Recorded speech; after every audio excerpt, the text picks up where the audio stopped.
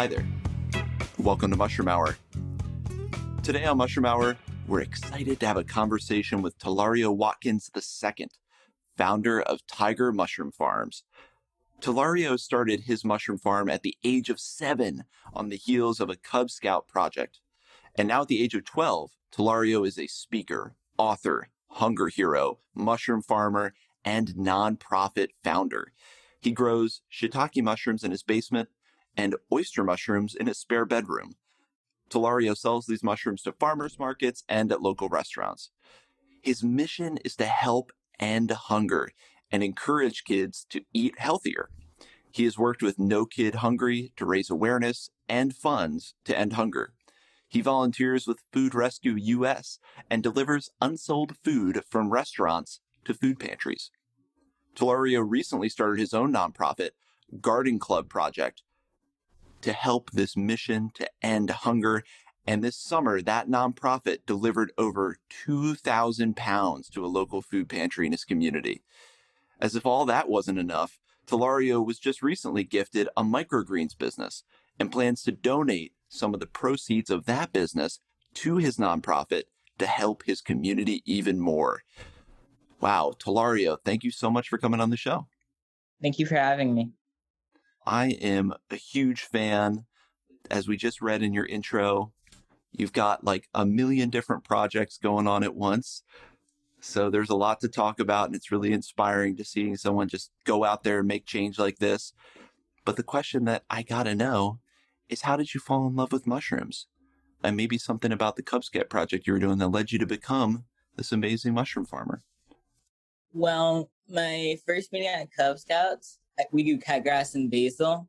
So it was so interesting to grow my own food.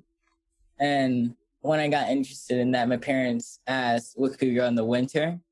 And I said mushrooms, because mushrooms can grow in the dark. That's absolutely right. And did you like eating mushrooms? Because most kids like me, I didn't like mushrooms. My parents used to hide it in my food, so I got used to it. And it was for your own good, clearly. It's a good thing that they put the mushrooms in there because it's led to so many great things. And then, how did that lead to actually starting Tiger Mushroom Farms? Because I talk with a lot of people who grow mushrooms, and it's tough. You make mistakes, you get issues with growing mushrooms. So maybe a little bit on how you learned how to really grow and then turn it into a farm. So how I actually started the business, my parents, we started looking up websites or how to grow mushrooms. Sure. So we found this one website or this one company called Back to the Roots. We bought a kit from them. And when we got in the mail, we followed the instructions and we set up the kit. And they only grew for 2 weeks into full-grown mushrooms. Right. So that was why it was so fun and exciting, because they took extremely easy to grow. They're easy. Yeah, they're fast. I also got to eat them. So I like growing and then eating my food that I grow. Man, it all comes back to food with you. And I think for a lot of people, that's why we fall in love with mushrooms, is because they're delicious and we love them. And I think everyone, or people listening to this podcast, probably have all heard of Back to the Roots with their famous grow kits. So you got inspired by those guys. And actually, it seems like you do work with those guys now. You do promotions and work with that team. Yeah, I'm their junior brand ambassador. That's really cool. They must be as inspired as we all are by your work. Hard not to be. Then I'm guessing that grow kit was oyster mushrooms. So did you get right into growing oyster mushrooms, or what mushrooms did you really start with for the farm? We actually purchased more kits, not from Back to the Roots, but from more websites. Yeah. And we purchased portobello, white button, and shiitake. The white button and portobello, they use manure to grow your cells, and my mom didn't want that in the house. So we fell in love with oyster and shiitake mushrooms because they use redwood, like oyster use straw, and shiitake sawdust. Doesn't smell quite as bad, so mom could probably put up with that one. Yeah, and they're in different rooms. Yeah. Once you start growing, and that's a fantastic way to start. People who ask me, how do I start growing mushrooms? I say, get kits online, and then you really start to learn about the mushrooms. And, what the different stages are when the cap opens and when they're ready to pick and all that kind of thing. But then how did you move from just growing them to actually being at farmers markets and selling them to restaurants? Because that's a big step. So we grew a lot of the mushrooms from the mushroom kits and experimented with making our own kits to grow the mushrooms ourselves. You can imagine we had a lot of mushrooms growing around the house. And mushrooms take like a week and a half to like start spoiling. Right. So the mushrooms would either start spoiling, and we didn't want a bunch of spoiled mushrooms in the house, so just throw them out and waste a bunch of food. Right. So we decided that we could, and since mushrooms are really healthy, we decided that we could sell them to farmers markets, grocery stores, and everything. Well, because you love eating mushrooms, but even you could not eat that many mushrooms. Yeah, no. I'm sure you needed to share that with the community. And then how did the book fit into this? Because you have a great book that talks about your journey of starting Tiger Mushroom Farms. When did that start for you? And, what was it like writing that book? Well, you see, in between 7 and 9, a lot of stuff happens. So I go to a lot of places and meet new people. And I have a lot of friends that are also entrepreneurs and started their business that are kids, kid-preneurs, as people like to call them. Yeah, kid-preneurs. I love it. And a lot of them had books of themselves and to inspire other kids to do things that they want to do. Yeah. So I decided I want a book so I can inspire kids like me who want to start businesses like themselves. Yeah, and why not? Well, why wait to do what you love and get paid for it and help people? And are you seeing now that a lot more kids are kind of going the entrepreneur route? Because when I was a kid, people at 7 and 9 years old were not starting businesses. So that's really unique. But the fact there's more kids out there, is this something that's like becoming more common? Kids are getting into entrepreneurship earlier from what you're seeing? Yeah, from what I'm seeing. There's a lot more kid-preneurs out there. Well, and I guess your opinion might be a little biased because you're hanging around all the kid-preneurs. So you see a lot of them, a lot more than probably most of us do. But that's really, really inspiring. And have you heard any stories or feedback from people who have read the book that you might have inspired to start their own business? Most of the books go to schools. So I know a lot of kids are reading my book. I also go to schools and read the book to kids, or libraries, and read the books. So it's definitely getting out there and making an impact. Do you have any words of wisdom to kids who might be listening to this and think, I want to start a mushroom farm, or they want to start whatever business they have in mind? What's just like a little piece of advice you might have for kids out there? One, find something that you want to do. Like, find something you have a passion in, because if you just find something, like, some kids don't want to grow mushrooms, and some kids don't want to grow a garden and sell produce. And if they do, they might get bored with it and then give up on it and drop the idea. Right. So find something that is good and you like it and it's interesting and you won't give up on it in like a week. That will make a very strong business if you dropped it after a week. And I think that's a great piece of advice for anyone, is if you're going to start a business, it's such a commitment. I'm sure, as you've realized, it takes so much time and like energy you put into it. It's really only sustainable if it's something you like doing or love doing, ideally. That's fantastic advice. And something else that I always see on your page that I need to know more about as someone who loves eating mushrooms and someone who loves shiitake mushrooms. What is going on with the shiitake bacon that you make? If you can tell us a little bit about how you transform the humble shiitake mushroom into a delicious vegan bacon. It's really simple, actually. I'm not going to go through all the steps, but it's extremely easy. We got the recipe from another chef who used to fry their bacon. Okay. Fry their mushrooms and make it. But as you know, frying isn't really healthy. So we baked the mushrooms in our oven to make it a more healthy alternative for it.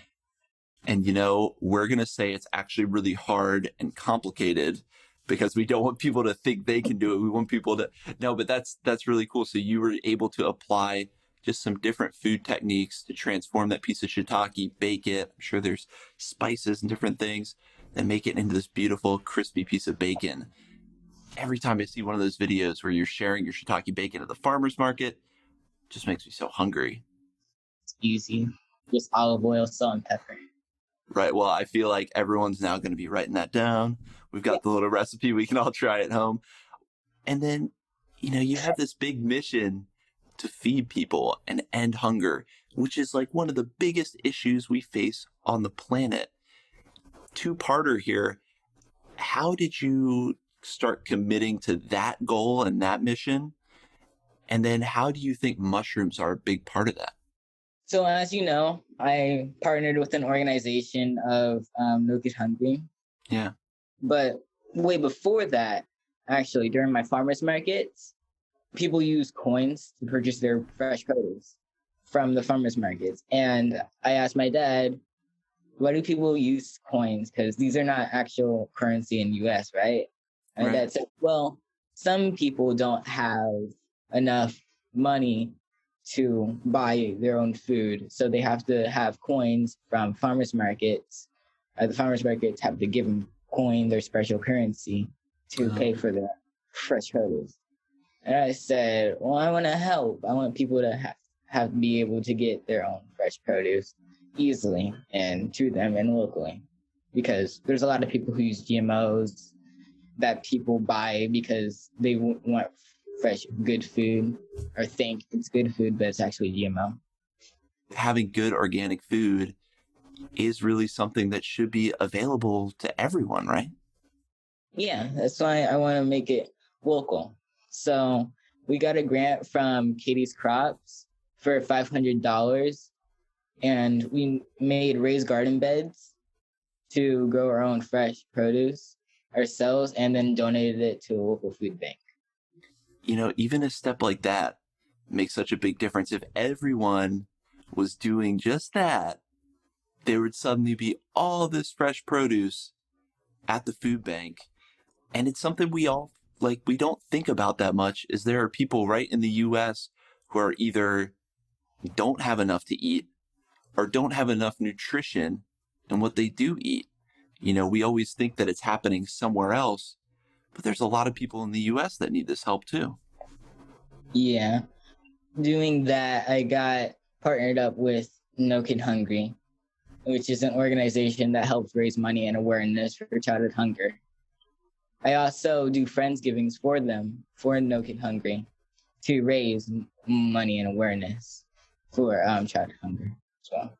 And for No Kids Hungry, is that something that's nationwide? Is that something listeners could get involved with too? Yeah, their website, nokidhungry.org. Perfect. We're going to put that in the show notes so people can help with this important work. And it sounds like it could be as simple as donating lots of healthy food so it's more available to people. And then tell us about your work with food rescue too, because that was really interesting to me.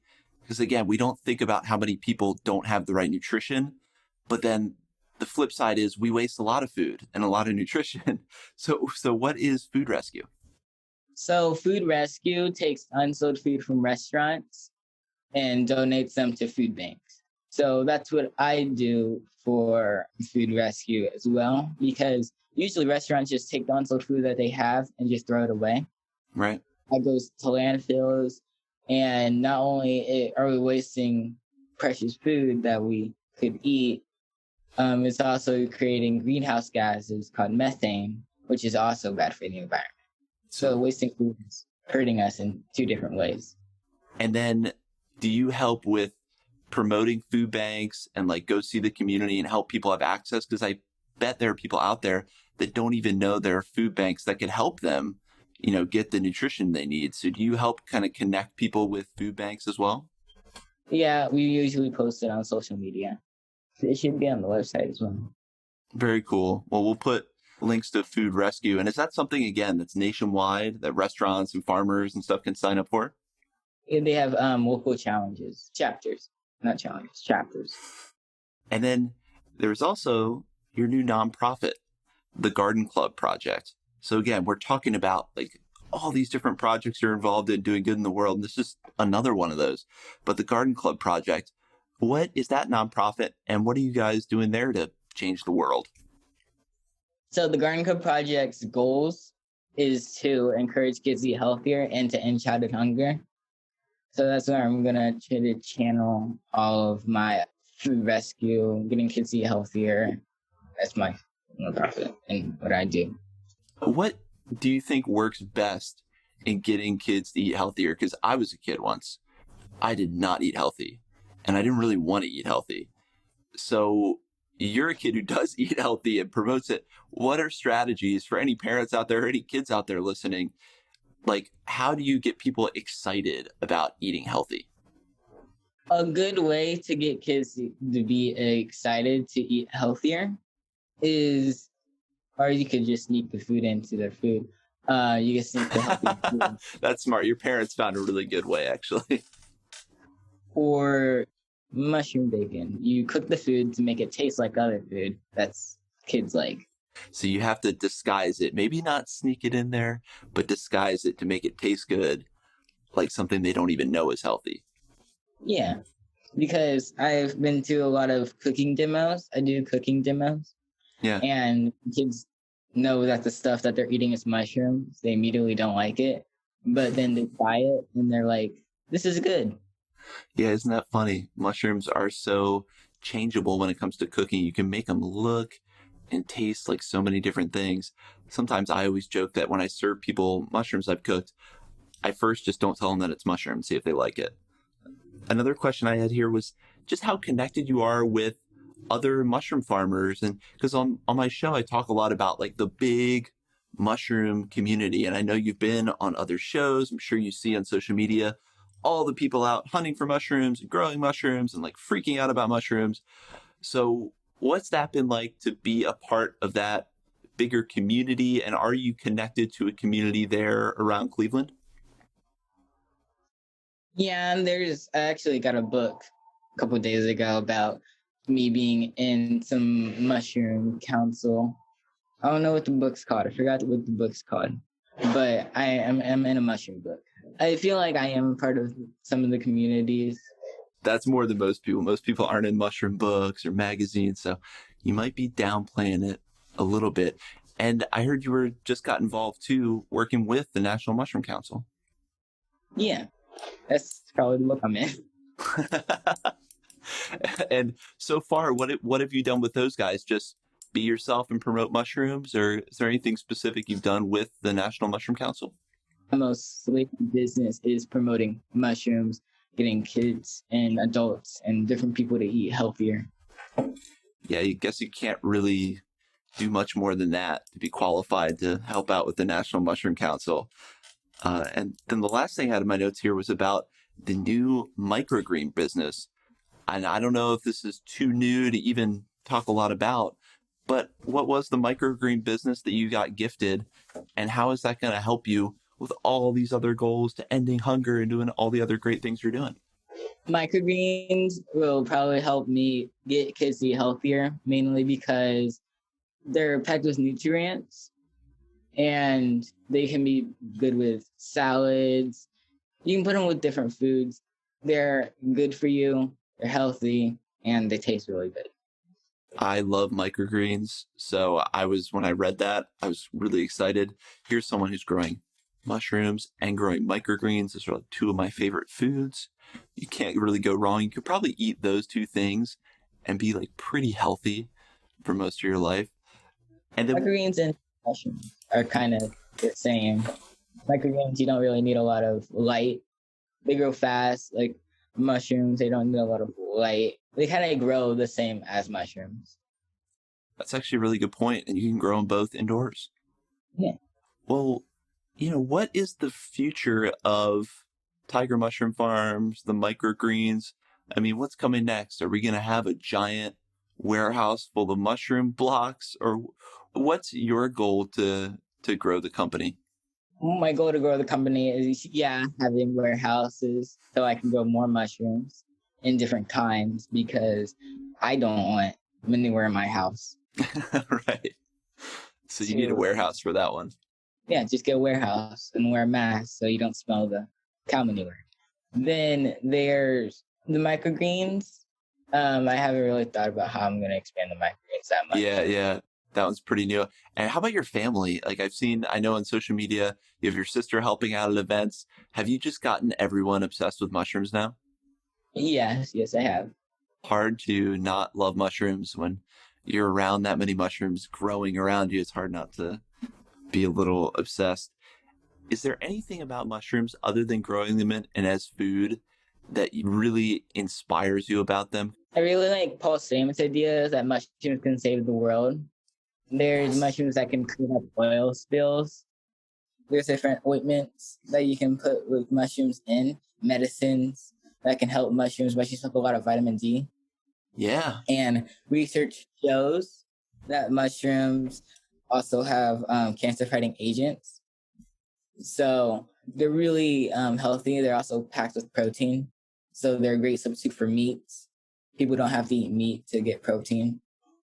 100%. I'm over here clapping my hands because I'm vegan, and I'm a big believer that if you're going to do any kind of low meat or no meat diet, you got to use mushrooms because they have a lot of those critical things you need in them.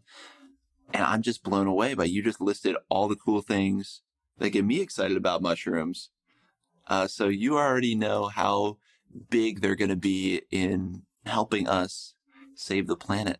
I should have known. Of course, you would be into that too. Where can people find more about you and your work with mushrooms, your work with helping to end hunger? Where's the best place people can find you and connect with you? So my website is tigermushroomfarms.com and on my social media, of course. And you can also buy my mushrooms at a restaurant, Sassafras Bakery.